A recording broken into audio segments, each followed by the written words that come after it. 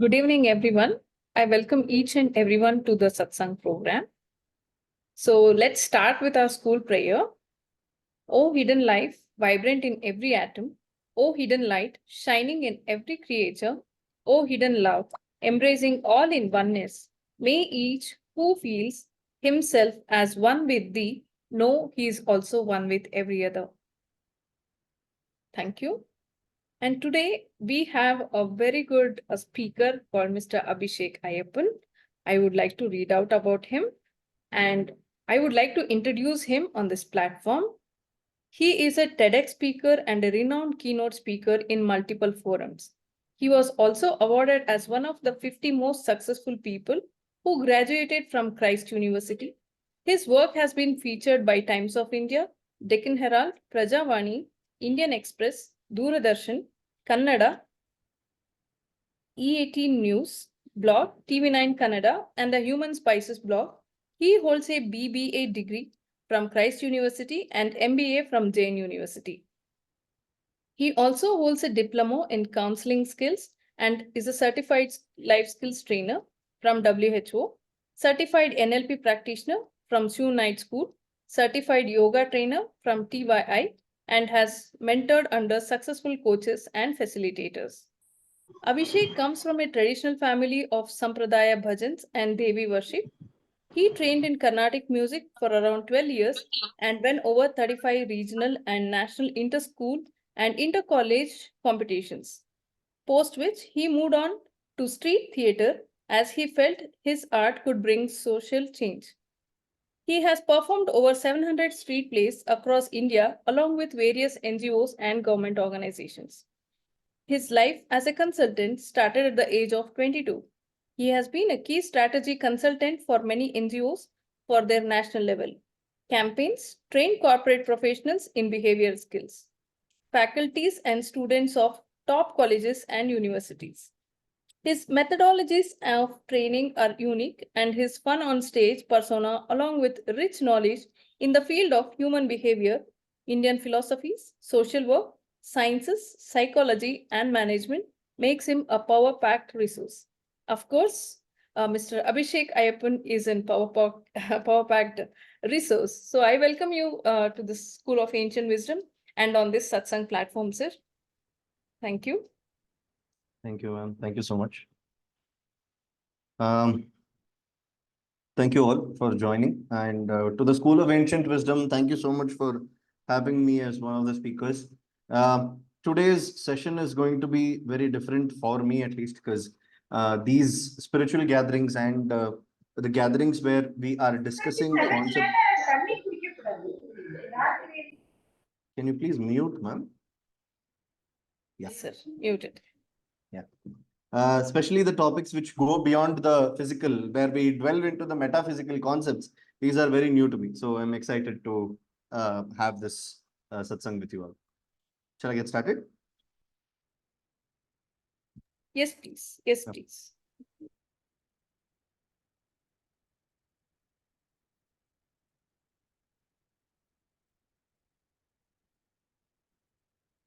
नादादिगुरुत्रयं गणपतिं बीडत्रयं भैरवम् सिद्धोकं वटुकत्रयं द्वितीक्रमं मण्डलम् वीरान् प्रत्यष्टषष्टिनवकं वीरावळी पञ्चकम् श्रीमन्मालिनि मन्त्रराजसहितं वन्दे गुरोर्मण्डलम् अपार करुणा सिंधुं ज्ञानदं शान्तरूपिणं श्रीचन्द्रशेखर गुरुं प्रणमामि।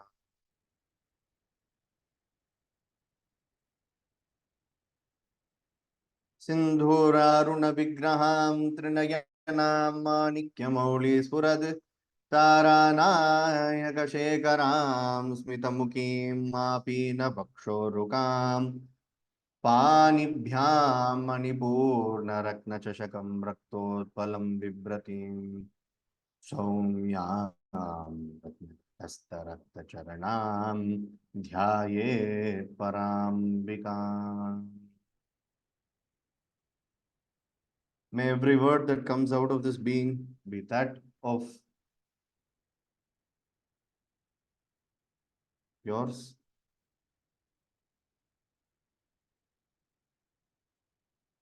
May every soul who comes across this information reach you much faster than they are supposed to.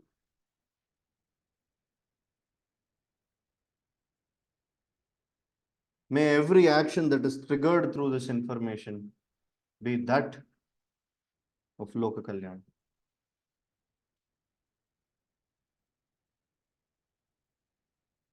I bow down to Ganapati, I bow down to my teachers, I bow down to my gurus, I bow down to my masters, I bow down to Ishtadevatas, Kuladevatas, Grama Devatas, Sati Devatas, Pratit Devatas, Nakshatri Devatas, and whoever is present around me, guiding me through this possibility. Namaskaram to everyone. My name is Abishek Iyappan, and thank you so much all for joining. It looks like it's a very intimate crowd, and I would like it if all of you switched on the camera. Um, my actual name is Sakti Sedu Subramanya Sharma. I would go by Abhishek Iyappan because there comes by a time in our history where all our families hid and the names were not very openly shared. So each of them were given different names. To the world, I go by the name Abhi. They call me Abhi. You can all call me Abhi. Today's topic is something that I have built my organization around. We have kind of worked towards trying to make this as a possibility. It's been about 9 years. I haven't technically spoken about the spiritual dimension of what I'm going to be speaking today. So this is a wonderful platform where we can explore the same. My organization is called Para. The word para actually comes from different root. It has different roots in our Vedic texts. If you look at our first like Mahavakyas, Prajnanam Brahma. First they say pra. Pra means that which is beyond. Jnanam, knowledge. Prajnanam Brahma. Brahma is always represented as a god with 4 heads. You know, he first he had 5 heads. I'm sure you would have all heard of a story where Brahma once used to have 5 heads, and there was a competition where Vishnu, Shiva, and Brahma were comparing who is better. So the competition so happens that all three of them gather and they say, you know, let us compare who's better, who is bigger. And apparently Brahma says, I am bigger, and apparently Vishnu says, I am bigger, and Shiva is like, you both might be big, but I am beyond what you measure as big and small. This is actually the Sthala Purana of Tiruvannamalai, where Shiva is like, okay, I will expand myself now. Brahma, you go towards the head. Vishnu can go towards the feet. You can tell me when you reach, right? Brahma is traveling, traveling. And it so happens that he's just not able to reach the end, and Vishnu is also traveling, he's not able to reach the end. So it so happens that Brahma gets tired and he sees a flower. And he's like, okay, looks like it's not possible. And he goes down, and Shiva asks, did you see? He says, no, I didn't see. And in fact, sorry, Vishnu says, no, I couldn't see. And he asks Brahma, did you see? And Brahma says, yeah, I saw. In fact, I saw a flower traveling down from your head. And Shiva, being Rudra, also gets angry and chops off one of his head and then says, are you sure? Are you telling the truth? And then he agrees that he did not tell the truth. And that is why Brahma has 4 heads. That is the Sthala Purana of Brahma. However, I am not talking about that Brahma.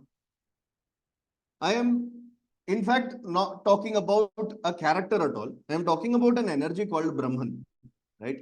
Brahman actually is a cosmic energy which surpasses the living, non-living, time and space and all of it.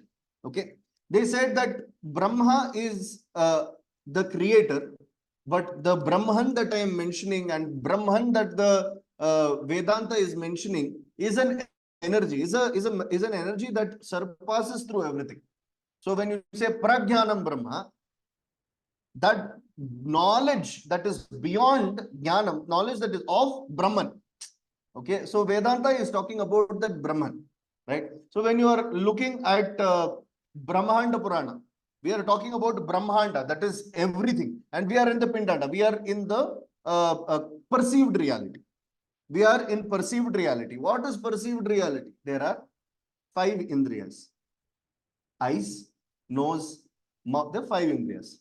Okay, so all these 5 sensory informations we are perceiving, and what is there in front of us is our perceived reality.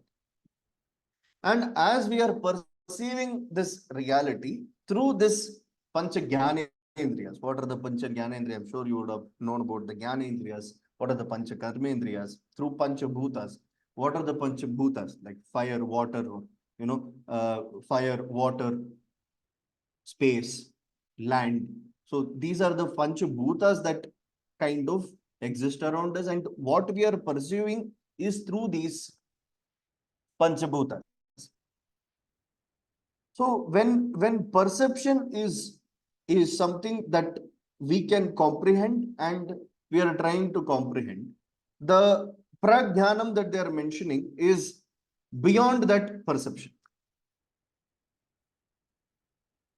Let me give you an example as to why it goes beyond perception. Before that, I repeat, it will be good if you guys can switch on the camera. There is one person who switched on the camera. Thank you so much, sir. It's nice to see that I'm talking to you. And the others also, it will be good if you can switch on the camera. Otherwise, it will just be me feeling like I'm blabbering.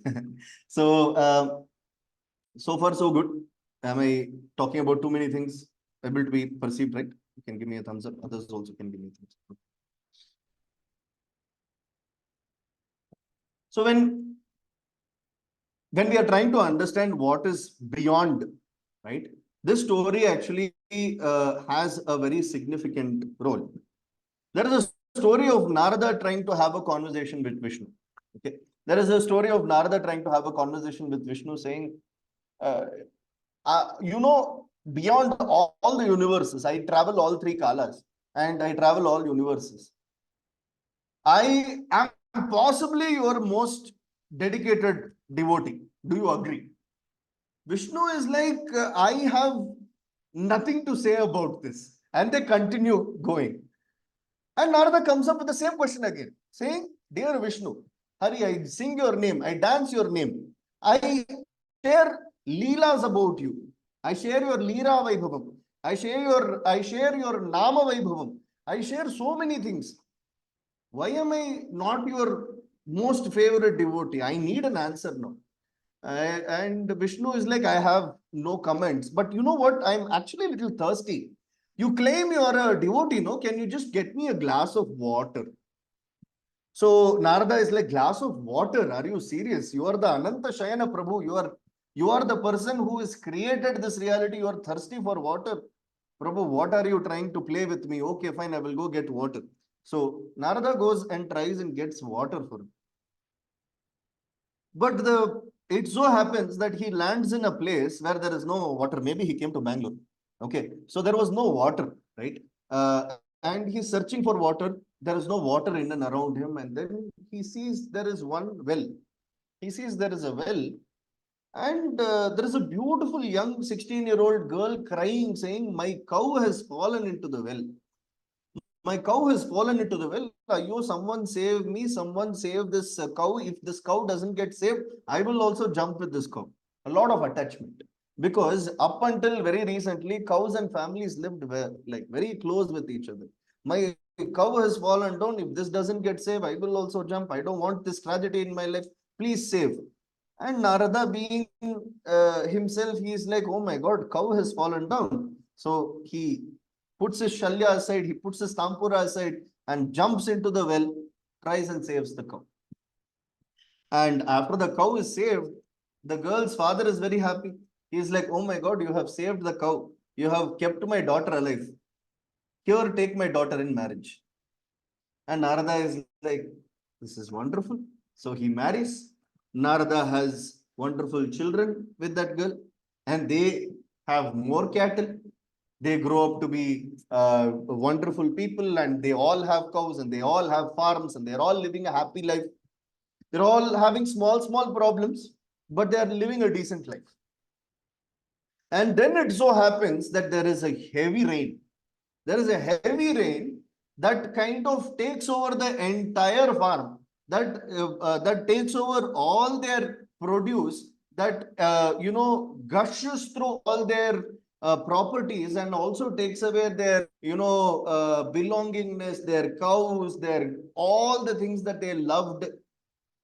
And Narada is shouting, he's like, somebody save us, save my wife, save my children, save my grandchildren, save my cattle, save my produce, save my house. And Vishnu appears and he is like, oh my God, thank God you are here. Please save all of this. He's like, Narada, wait, where is my glass of water? So this question is the primordial concept of explaining how Maya or the perceived reality or the Pindanda is designed. Pindanda is designed, Maya is designed in such a way where you enter, you become a part of that ethos. And even Rama cannot escape Maya. Even Krishna cannot escape the rules of karma. Even Narada cannot escape the rules of karma. As long as they have the sense of identity as themselves, they are going to be a part of the Pindan. So if you look at both the stories, that is when Brahma, Shiva and Mahesha become one, right? They become one Trimurti. That is the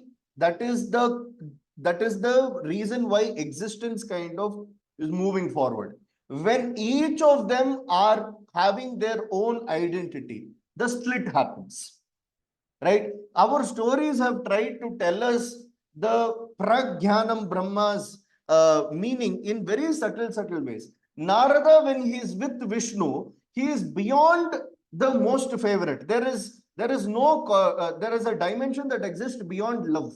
There is a dimension that exists beyond competence. You are one with the God. You are one with the Paramatma.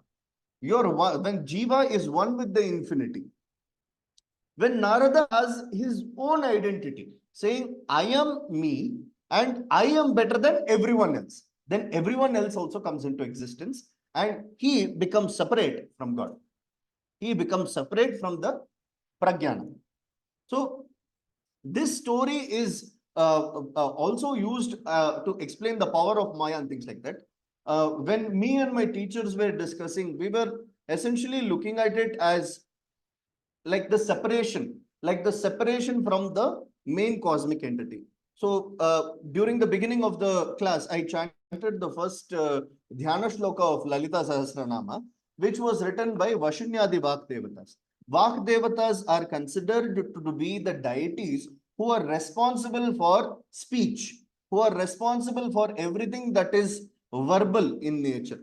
They wrote Lalita Sahasranama. Lalita Sahasranama is from Brahmanda Purana Uttarakhanda, from the Uttarakhanda of Brahmanda Purana, which was given to Hayagriva and Agastya.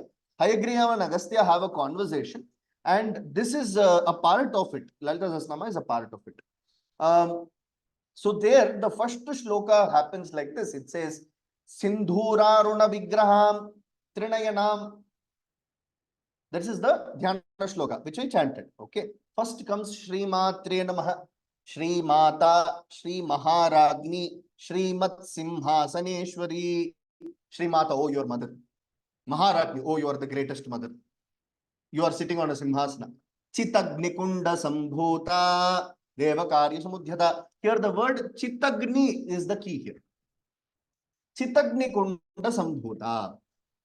Interesting thing about my observations when we were discovering different things is whenever you look at male deities who are taken as avatars, if you look at Rama, if you look at Krishna, if you look at any male deities, most of the male deities, I'm not saying all, Because Varaha Avatara, we don't know who was he born to or not.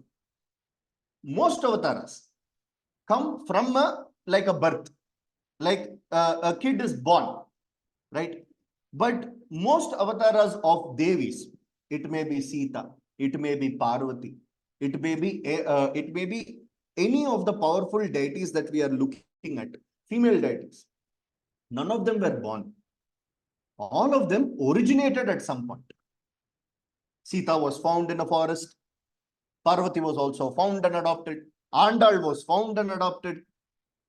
So Devi has always been perceived by deities, perceived by gods and goddesses. So when you look at Chit Agni, the word Chit Agni, they say that Chitagni Kunda Sambhuta Devakara Samudita. The connection actually goes back to Devi Purana of how she was made, she was created by deities to kind of fight the wars of the gods and things like that. But the word Chit Agni is the key here. What is Chit? We have in Nirvana Shatakam also.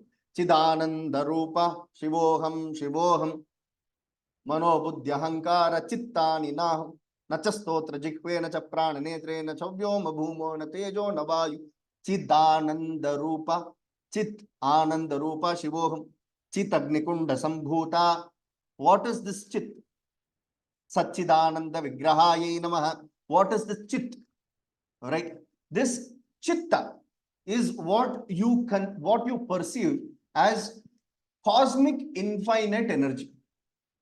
Cosmic infinite energy, which can be kind of synonymous with Brahma or Brahman. So the word Brahman, the word Chitta, the word Prana, the word all of the word Chitta actually goes to like if you look at the Japanese philosophies and like nothing, you look at all these acupuncture people, they will say chi. Chi is flowing. Chi is nothing but chit. Right? The chi is flowing. The chit is flowing. The energy is flowing. So the cosmic energy can be perceived in different places as it flows through. Right?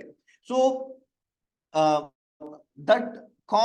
she comes from that place of infinity, from that place of super consciousness. Now I have thrown this word called super consciousness.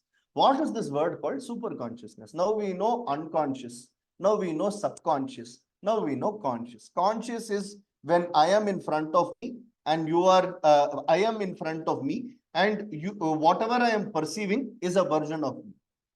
This itself might be confusing. For example, let's say I have a plastic bottle and I am consuming a sip of water. That sip of water was here. That sip of water has become one with me. Correct? Now, can I say I am that water? I am that water, right? I am that water that has gone inside me. That water will exit my system in 3-4 hours. Now, that water has gone through many processes and exited the system. So can I say, was this sip of water that exited my system? No. There was a sip of water that entered. There was a sip of water that exited. So when that is the simple philosophy, which even small activities is trying to teach us, we must kind of relate it to what is happening at large, right? When even a sip of water merges with a bigger being called you, right? And exits for a bigger purpose, purpose like going and merging with the land or going and merging with the soil, going and merging with the ocean. You are also a part of that cosmic chit that you have originated from the cosmic everythingness, right? So when we say super consciousness, I am talking about that state of infinite knowingness. Infinite knowingness. When I say conscious, I am in front of me. I am in front of the water that I am going to consume or water that I perceive as water. I am in front of my spectacles. I am in front of my chart. Okay, I am in front of something that I don't own. I am in front of my reality that I'm experiencing. But essentially, if you shut your eyes, the reality does not exist. Your consciousness is cut off by one indriya.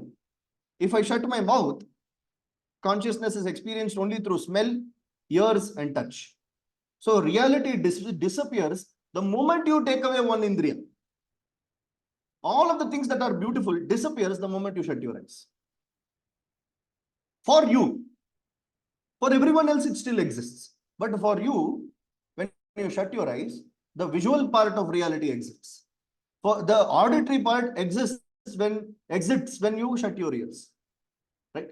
So with the 5 perceptions we are having, whatever we are, that is the conscious. So when they say subconscious defines, because I have a little bit studied psychology also, they say that subconscious is when there is a certain sense of data that is stored that keeps coming back to you. Right? That is the subconscious. Let's say fire is hot. It stays in your subconscious memory. Let's say heights are bad. It stays in your subconscious. Unconscious, there are things that we do without our knowledge. Unconscious state of mind is still something that they are exploring. There is a state called the superconscious level, where there is a part of your being that already knows what has to be known, that already has the knowledge that you are going to pursue, that already knows what is going to happen to you, and that already knows what your life's main purpose is. And that superconscious state is what we define as para. Now, to tell this in meetings is very difficult. So that's why I always say, okay, para means that which is beyond. There is a state beyond all of us. There is an infinite state inside all of us. So to tap into that state of energy is subconscious. Sorry, that is a state of para, and learning about that is para learning. I just finish it that way. But this is the depth of it, saying there is a science of infinite knowingness inside all of us. That infinite knowingness has been programmed inside us, and we are a part of that program that is existing today. Now, to tap into that, what we must do?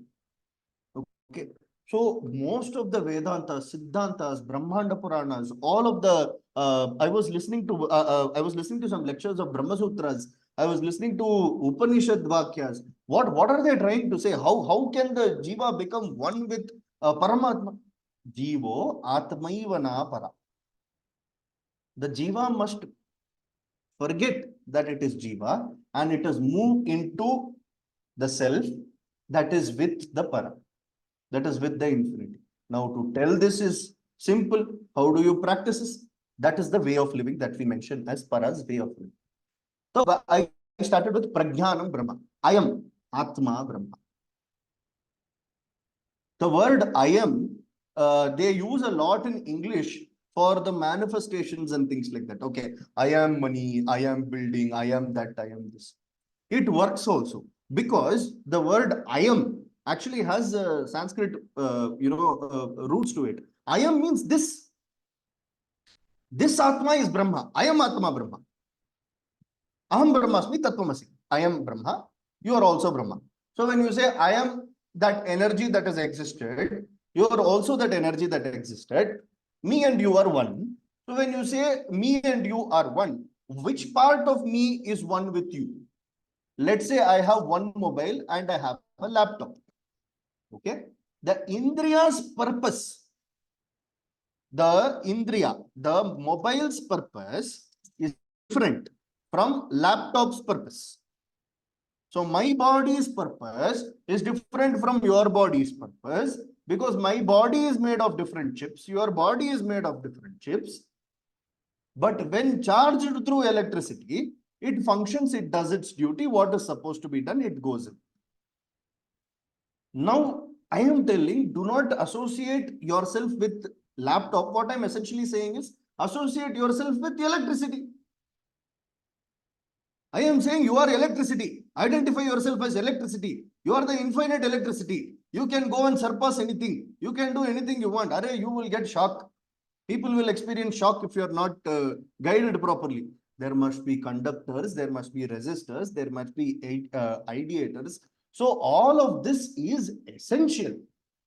Your body is required so that you experience that experience which your life is supposed to experience. As you are doing all of that, understanding that I am one with infinity. I am a part of infinity. I am one with everything else. Your body is required so that you experience that. Your Indriya is required so that electricity can pass through. Electricity is a very small example. I am saying Sharira is an Indriya. That's why they say Jnana Indriya. Karmendriya. They say it is a tool. It is a tool with which you can perceive. Okay. So there is also a sukta which like really inspires, like Brahma Satyam, like what we are discussing about Brahman is the ultimate truth. Okay. This all the philosophies agree. That is Ganapatyam, Gaumaram. Ganapatyam is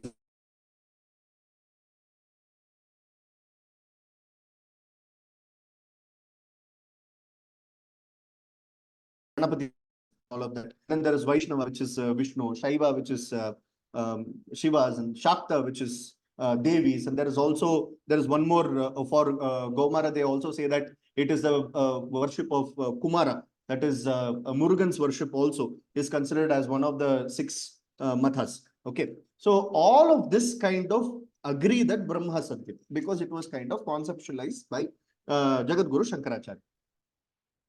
When Advaita and Dvaita splits, Advaita is non-dualism, Dvaita is dualism. Where it splits is Jagat is mithya or not mithya.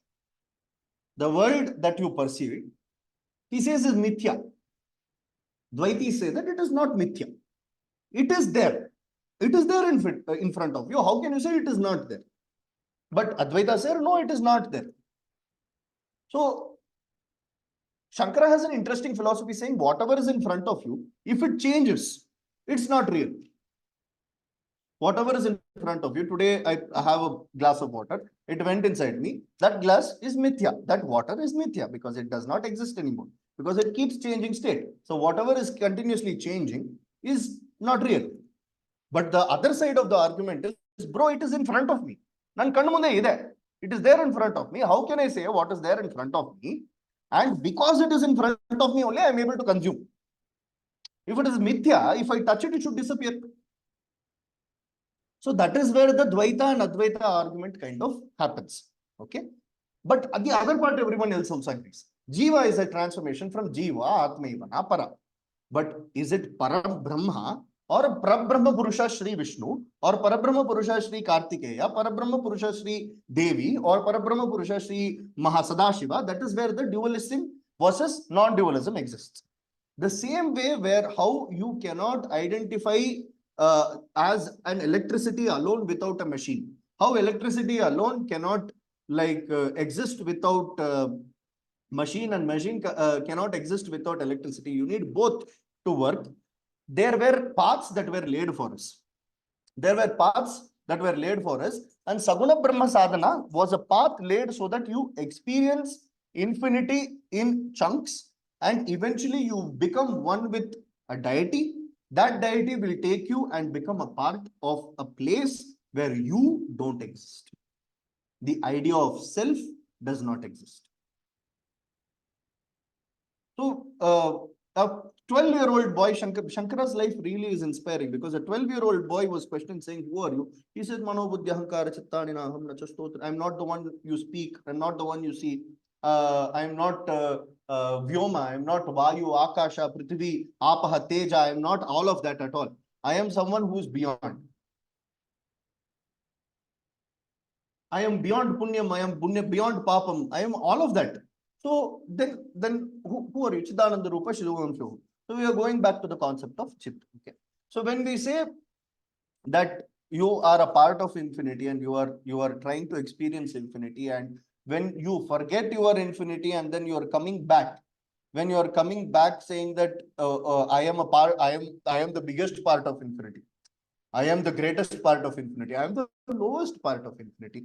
So when I appears, you become separated from God. You become separated from God. Possibly, don't quote me for it. Possibly why they say that there are angels who fall down from heaven, because they are there and suddenly they have something and they fall down. If you look at Norse mythology, if you look at biblical philosophy, they say that angels fall down from heaven. Why are they falling down? They are falling down because they were in a state of frequency which was with God. With God, that does not, there is no difference also. And then you fall down. right? When I was growing up, there was a amazing movie of Rajnikant.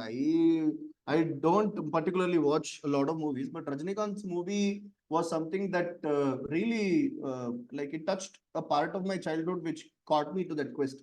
There was a movie he did called Baba. In that Baba movie, there is a scene where he is one with many rishis in Himalayas, and he's meditating with all the people. He's doing all of that, and then he sees the world. He sees the world. They are enjoying. People are having partners. People are drinking. People are smoking. They are doing different things, and he feels like he wants to experience this. So Mahavatar Babaji says, go and experience. It is a fiction, of course, but once time appears, he would have lived a life in such a way where nothing would have been there in his life. And then when Guru appears in his life, everything changes. When Mahavatar Babaji appears in his life, he says 6 boons. You get whatever you want. He will get whatever he wants. By the time of 6 boon, he doesn't even want anything. He just goes back. So when I was discussing this with fellow, what to say, searchers of my age group, and they were talking about, okay, it will be great if I also got the 6 boons and things like that. But the way that I perceived was, I wish there was a moment in life where a true teacher appears. A true teacher, once they appear, what happens is that they'll first give you everything, and then you say that you got to go beyond everything because you exist beyond what you perceive as things, right? So that is the true role of Guru. Guru is someone who takes over you. Guru is someone who protects you. Guru is someone who brings that idea of self to end.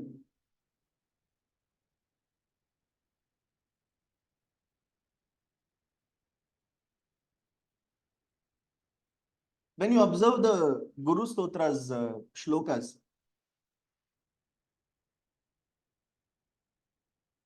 they say Tat Padam Darshitam Yena. It's not that Kiritam Darshitam Yena or like that Bhujam Darshitam Yena, right? They say, okay, how do you worship Krishna? You say Adharam Maduram Vadanam Maduram. You see Krishna, you become one with the Gopikas. You're saying, what a beautiful lip you have. What a beautiful face you have. When you want to worship Rama, you say, like, you're such a Maryada Purusha, right? And you are addressing him like a king, right? But when you're with Guru, simple, just show me the path. When you say Padam, it's not just Padam, it's Padam is path. Show me the path. Show me the way. Show me the way to reach what? Para. Show me the way to reach infinity. Show me the way to reach a place where I don't exist anymore. Show me a way where this life can travel in such a way where it can finish whatever it has to finish and reach a place where self does not exist anymore. And luckily, Guru's blessings kind of came in at different stages. Like you would have heard the introduction, I was in street theater for a bit, I was in NLP for a bit, we were doing different things. But as you can like sense by now, my education's fundamental basis was in Vedanta Siddhanta. And I have been a part of Kriya Yoga, I've been a part of Shakta Sri Vidya Paddhati. My grandfather used to sing Sampradaya Bhajan. So it was something that was brewing inside me. It was kind of cooking inside me. And this was a command that I received saying that you're supposed to be doing certain things a certain way. And I'm simply following it. 2017 onwards, we started Para's organization. We started saying, oh, we do leadership, we do theater-based learning, we gave it fancy names, saying people, come in, you will learn leadership, come in, you will learn communication, come in, you will learn soft. I don't know what is soft about soft skills, but we gave it different interesting names so that people can understand that self exists beyond certain things. So what is this self that exists beyond? That is where our journey kind of begins. Psychology also has done a lot of work for the beginners. They say self-identifies with needs. Self-identifies with needs. I'm supposed to give roti, kapda, makan. First level of need. And then I need to build a relationship. And madhve agbeku. I need to get children. I need to make sure that everybody is happy. They should get a school. They have to go to college. Okay. Then comes the self-esteem. Then society level. What kind of position am I in the society? So each position is given different. So last Maslow says that there is something called a self-actualization, where you stand and you say, okay, now that I have done everything, actually, idenne ಮಾಡಬೇಕಿತ್ತಾ ನಾನು? Was it something that I'm supposed to do? ಅಂತ ಆ needs hierarchy ಮೇಲ್ ಕುತ್ಕೊಂಡು ಯೋಚನೆ ಮಾಡ್ತಾರಂತೆ. That is why it is kind of said that older souls kind of resonate with such information. I think there is a crack in the universe, and we must adhere to that. I don't know till how long it's going to be. There are people of our age group also who have kind of realized it in a much younger age.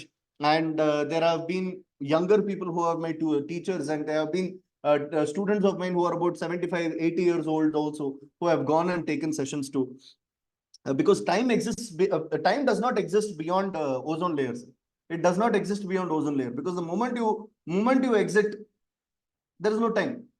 There itself, you should know that, okay, it's a program, it is a Maya. So what is time? Time is different from Kala. Time is your perceived reality. It is your Pindanda. In your Brahmanda, time does not exist. Time exists in loops. Okay. The best way to kind of understand how time exists is the Ananta Shayana Perumal. When you look at Ananta Shayana of Vishnu, he is sleeping on cosmic ocean. Cosmic ocean, which is representative of the Chitta, on the Adishesha, which is Ananta, which is infinite. So it is not, it is the Adisesha, it is the Ananta Sesha. It is the first and it is the infinite. With multiple heads, which represents, snake represents time, and multiple heads representing multiple realities of time, where each of us are experiencing time in our own ways, lays Lakshmi and Vishnu on the Ananta Shayana Perumal position. So this is the representative of cosmic time. Time, again, this is also something that I had as a revelation. I don't know if you'll be able to accept it, but to present my hypothesis and kind of pause my session here, I had a realization saying time and reality is locked in a place. It is like a closed experience, and it has to happen in that way again and again and again and again. Okay, we exist in a cosmic bubble, and this was a realization that I had. The moment I didn't even go near. I thought I was going crazy. And then when I discussed this, when I was researching this can be backed by many stories that were given. There is a Upakatha in Ramayana where it was time Rama exited his body. It was time Rama to exit his body, and there was Lakshmana, and then there was Hanuman. As long as Hanuman exists, Yama cannot enter the chamber. So the story of how like Lakshmana passes away is a different discussion, but I will keep that away. But for the sake of this discussion, Rama actually gives Hanuman a task, saying, can you go search my ring?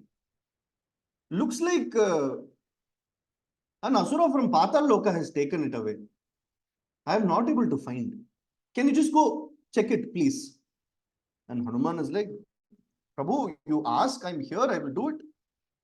So Hanuman, being himself, he kind of jumps and goes and to find the ring.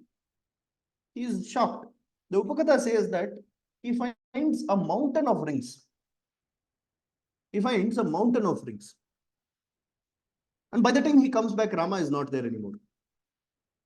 These mountain of rings representing one ring from every yuga, which happened. One ring from every Dwapara yuga. one ring from every, one ring from every, yeah, correct. One yuga, ring from every yuga where Rama existed. So the same theory of like how things exist in loop also happens in Manusmriti. Like now we have the period of Vaivashvata Manu. After a certain period of time, there will be a different Manu that is taking over. Veda Vyasa, who wrote this version of Vedas, is called Krishna Dvaipayanaya Vyasa. There is a different Vyasa for every Mahayuga. Right? So there was now there are so much of measurements that are happening every. So that means time and everything is existing in loop. What does not exist in loop is your life. Life exists in infinity. If your life's purpose is to reach infinity, you will reach infinity eventually. You are going, that's what J. Krishnamurti probably said, that the whole thing is pointless because you're going to reach there anyway. He says you're going to reach there anyway because no matter 1,000 times the being that is taking birth again and again and again and again and again, is going to realize at some point. So what's the point of it? Experience what you're supposed to experience, because that's the whole point of life. You're supposed to experience. But here's where I and master differ is you experience knowing that this is an experience with a sense of detachment.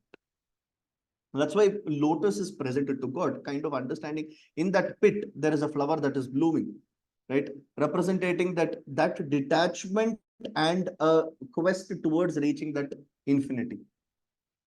And do we have that infinity inside all of us? Of course, you do. And that is what we do in our workshops. In our workshops, we will not bore you with lectures like this. We do entirely filled with activities. We do different simulations where people can come in and experience what we mean when we say you are an infinite possibility and you become one with infinity. And we take them in stages. We talk about Sharanagati. We talk about surrender in a way where students can understand. We talk about awareness with a certain level where they associate themselves with responsibilities and needs. They associate themselves with emotions. I am happiness. I am sadness. I am jealousy. I am lust. I am love. I am, and then comes relationships. I am a father. I am a brother. I am a sister. I am the leader of this organization. How do I do this? So all of this kind of happens in different ways. So we kind of push them saying you exist beyond that. You are something called your belief systems. What are your belief systems? Right, where you are exist. So we kind of do it in different methods in our organization. The same way how Jambavanta tells Hanuman saying you are an infinite possibility. Before that, Hanuman was just a powerful Vanara walking around fighting and doing everything what Rama said. And there was a time where uh, Hanuman doubted himself, saying, Can I go ahead and do this? At that time, Jambavanta says that, do you know what you did in your childhood? You went and swallowed the sun. Do you know what you did in childhood? You did all of these things. And Hanuman said, is it me? I did it. He found a way to capture air and space and all of it, and then he jumps across. So just like how Jambavanta tells Hanuman saying you are an infinite possibility, I would like to tell all the souls present here saying you are an infinite possibility that is existing. And if you are here, that means that there is a purpose. There is a reason why you are sitting here, and there is a reason why you have to listen to this 28-year-old boy who's trying to speak what he has learned. And through the conversations of Vedanta, Siddhanta, stotras, and stories, what I'm simply trying to say is there is a way of living where you can forget who you are and move towards that para, move towards that infinite possibility that is called you. Come, let us explore it together. With that, I'm going to say, I pause here. Namaskaram. I surrender all of it to my Gurunatha, who's put me onto this task, and I'm going to keep doing as long as this soul breathes. I'm going to drop my phone number in the chat box. If you want to reach out, you can. And if there are any doubts, I'm happy to take. That was a wonderful session, sir. So we are here open for the questions. If anybody is having any questions, you can ask, sir.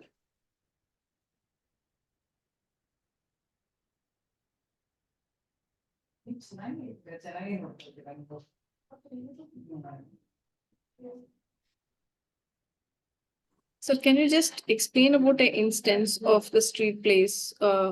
When did you decide that? And what happened? And what was the impact that you created? Was it really helpful? Yeah, sure. Um, Street plays actually left a very powerful mark in my life because I am working on the social change right now. Social change happens when society's belief system kind of shifts. So I have always been working with the belief system in groups, in individuals, in societies, and so on. So when we were working on different problem areas like child labor, child sexual abuse, human sex trafficking, race segregation, all of these problems, um, what happens is that when we go and perform a play, like genuinely, we see the issues that are there in front of our eyes. When we were performing about human sex trafficking in one of the places, we kind of got 4 or 5 bald people surrounding us. I don't know Tulu. One of them came and started whispering something. One of my students told me that, listen, they're talking about us. Let's catch hold of them after the play. So we were improvised in such a way and we ran away from that place. Otherwise, we would have been kidnapped by that group. We have been almost taken away by police a couple of times because we have done performances in such problem-struck areas. Even today, child marriage is practiced in some tribal areas. We went there to talk about child marriage, and that play went on for 1.5 hours because they caught hold of us. They were like, "Who are you, city boy, to tell us don't do child marriage?" Then me being me, I had to quote suktas from Upanishads and things like that because they were coming at it religiously. They were like, Ramana Maharshi got married when they were young. Your Ramakrishna Paramahamsa got married when they were young. Who are you to tell? They were like that. So then I had to kind of come out with different things like that. It was a mind-blowing revelations when we kind of work with such. When we were working about child sexual abuse, one kid came and showed her marks and kind of showed that this is what we are, and then we went and rescued her. So this according to me is it is also spiritual because it kind of Correct. it kind of puts you one with everyone else. And when I say Tattvamasi, I mean you are me. And when a being is suffering, how can you be silent? Correct. Right? When a being is going through something, how can you go clock in, do your thing, and come back and like talk about it on? No, you can't. I can't. So that is why my life was pushed in a certain way, and I will in for the next 10-20 years I will never probably quote myself as religious or anything like that. I am happy being a person who is a storyteller who can give stories from different places, and I think street theater gave that for me. Thanks for the question. I mean, very different from today's discussion, but thank you. I see the comments. Thank you so much. Yes, but on the whole, we can say that even we get a chance unknowingly, even we get transformed and we get into their lifestyles. And there are a lot many things that we can learn. Absolutely, ma'am. Thanks for the question. Yeah. Here in the chat box, we have two compliments. Thank you very much, Abhi, for that enlightening session. Lovely stories and much gratitude for the same. May you shine and stay blessed. What a beautiful session. Thanks and God bless you from Jasmine. Thank you so much. If there are any Uh, questions? Yeah, yes, sir. Abhishek, this is Arun Kulkarni this side. Yes, sir. Okay. Thank you very much for the wonderful session. See, as far as my learning and my experience put together, I said there is something called Parashakti, there is something called Apara. Right? So what I study till 10th, 12th, that is Apara. I learn it. From this session, I have learned this is a Apara. Acquiring. So para decides that it will what should it will awaken within me, or I should put efforts to knock the door of para. Right. Wonderful question, sir. So I go back to my Saguna Sadhana to understand Nirguna. That's why I said it happens hand in hand. And we in Archana we say Paraye Namaha, Aparaye Namaha, Parat Paraye Namaha. This comes in the Ashtotra. Apara Vidya, there is also a saying Apara Vidya is about the Garuda Purana and things like that. Like you correctly mentioned, Apara is what you mentioned, Para is what you are kind of perceiving about. So should you knock the door? Yes. You must knock the door, only then the door will open. As you move towards it, only then you kind of start opening it slowly. So first you get gifts, then you get there's different levels also. These are called the siddhis. First you get little gifts. What you say will become truth. Then truth will start becoming visible to you. Then you will start perceiving different things. Then you will start dictating reality. There are different levels. They say that you will start breaking the levels as you move towards the para. They say that you got to stay calm and composed as you're moving towards that infinite possibility. So Maharshis have fallen down before they reach the infinite place. So to answer your question, what you perceive, if it becomes a part of the infinity, you are moving towards your para. But if it becomes a part of you, that is, if knowledge becomes a part of your ahankar, that is when you fall down. That is when you stay with the whatever you perceive. So they in Homa, the best answer is they put something and they say idam namaha, idam namama. This is not mine. I offer you idam namama. I learn this idam namama. In Srividya also there is a very powerful practice where we do the japa, we do stotras, we do parayanas and everything. And then towards the end, after a certain count, I'm not supposed to disclose the count. So, but I'll just say after a certain count, you go and submit it to Ma Kamakya and come back. Saying, I don't even want the punya, you only keep it. Right? So I hope that answer is saying that you move towards, you keep knocking the door, and whatever you perceive, you give it back to the infinity. You experience the infinity, you live the infinity. Yeah, Abhishek, what happens in the personal experience I'm talking about? Of course, you are quoting so much. You are a learned person. I believe in the experience things because somewhere I feel these academics are hindrance for me. So I am on an unlearning mode now. So this thing was the para is effortless. More efforts you put, it will keep giving you some carrots. As you said, it will give you some siddhis. You will start predicting things. Those are all carrots to distract you. That is what is my understanding or belief or experience, whatever. Because I don't want those carrots. Okay, so I am effortlessly kind of putting an effort. I don't know how to call it as. I'm just don't want to be me to explore that para. Am I putting it across to you? Okay, so first you must trust me that I understood your question. Okay, thank you. I'm confused. That's why I'm asking. I understood your question. Saying thank you. Learnings are hindrances because you experience something and what is written is something else. I have also experienced that, and there is a certain unlearning process. There are a couple of people in this call; they know exactly what I mean. I know what you mean when you say learnings are becoming an hindrance. Okay, and when you're perceiving experience, when you're like experiencing something, I'm only saying keep that experience and surrender that experience to the infinity and keep moving. When you get something, surrender that also. When you don't get something, surrender that also. Only when you keep surrendering and giving it back, what happens is you become one with the infinity.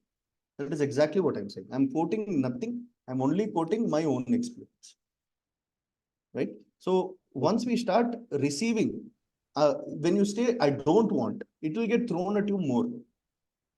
Because again, there is a being called you that is existing there.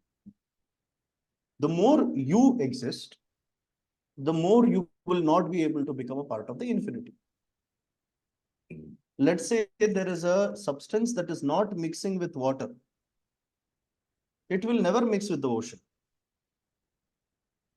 Until it becomes an element dissolvable inside water, only then it will be able to mix with everything else. So when I'm saying, when you become a part of infinity, that quest happens with a lot of efforts, effortlessly. Are you getting what I'm saying? Yeah, I got it. Right? For a person who wants to build a six-pack, 200 push-ups is effortless. But they are putting efforts, but that effort is effortless. Valmiki Maharshi. They say, why is Valmiki? Because when he was doing tapasya, the whole anthill was formed around him. Then we become Valmiki Maharshi. Just imagine how much of trouble the body would have gone through. After the body would have gone, he becomes Maharshi. So can you say, oh, they did he's associating himself with the hard work he did for the tapasya? No. He becomes Valmiki only when he is a rishi who is doing his work. After you become one with the infinity, you go have your own duties. Even gurus who have transformed, who have transcended, they have their own duties. So you become one with the infinity, and once you become one with the infinity, you won't exist. Until that you won't exist, the effort needs to happen effortlessly. The moment it becomes filled with efforts, I'll give you a best example, sir, if I may. Right? Best example is during festivals. You're supposed to do 5 things. And those 5 things, my God, full house, full drama. It is supposed to be effortless. It is supposed to be enjoyment. Why? It is written that no, put it. That laddu is for you. That modaka is for you. You are going to eat it. You are going samarpana. Right. So this is a great example saying, okay, you do a great festival, but you're all like, you're all irritated, but you're praising God. That is where you fall into the material dimension, where you are getting carrots, because that will give you carrots. When you are one with everything else, you become one with everything else, and you disappear. Thank you so much, Abhishek. Thank you so much. Thank you, Ji. Thank you so much. I'm going to pause here. I have dropped my number here because I'm rushing. Tomorrow we have a couple of other things as well. Thank you so much for being here. This gathering will definitely be Thank you a so much, very sir. special Thank one. you so much. We do have programs coming up. Do reach out to me personally. I'm not sharing my website, nothing. Given my number, be in touch with me. Thank you so much, sir. It was a wonderful session and captivating session. We are truly blessed to hear you. Thank you so much. Thank you. Stay Thank you. tuned until next Thursday. Thank you so much, everyone. Good night.